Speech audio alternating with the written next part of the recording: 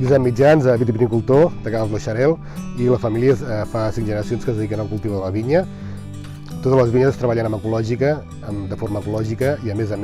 des de fa ja un tou d'anys, quasi uns 18 anys, que treballem de forma també en pràctiques biodinàmica. La biodinàmica no és solament una tècnica de treball inventada per Rudolf Steiner l'any 1924, sinó que per nosaltres és una filosofia de vida i una forma de treballar en la que podem expressar molt més bé el territori dins d'una copa de vi. Una de les pràctiques que portem fent des de fa molts anys és la poda en verd, però no la poda en verd de forma manual ni de forma mecànica, sinó la poda en verd amb ovelles, amb un ramat de 250 ovelles que, curiosament, es mengen les fulles que estan davant del raïm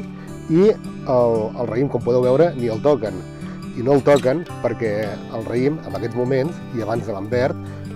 l'envert és el moment que el raïm començaria a fabricar o a metabolitzar sucres, és més amarg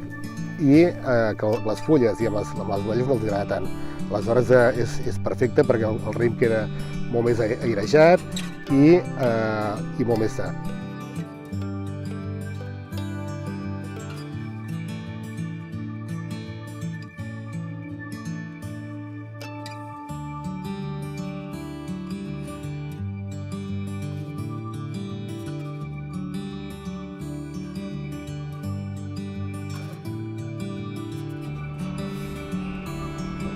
Hola, soc en Pep Giral, enòleg de lo Xarel, un celler que des de fa molts anys, uns 18 anys, és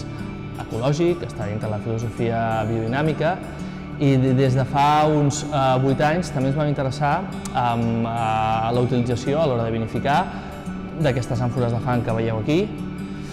que des de fa uns 8.000 anys ja s'utilitzen a Geòrgia per elaborar els vins. L'àmfora de fang ens agrada molt utilitzar-la per fer tant vins blancs com vins negres, com inclús alguna base de vi escumós, perquè respecta molt el que són els aromes varietals del raïm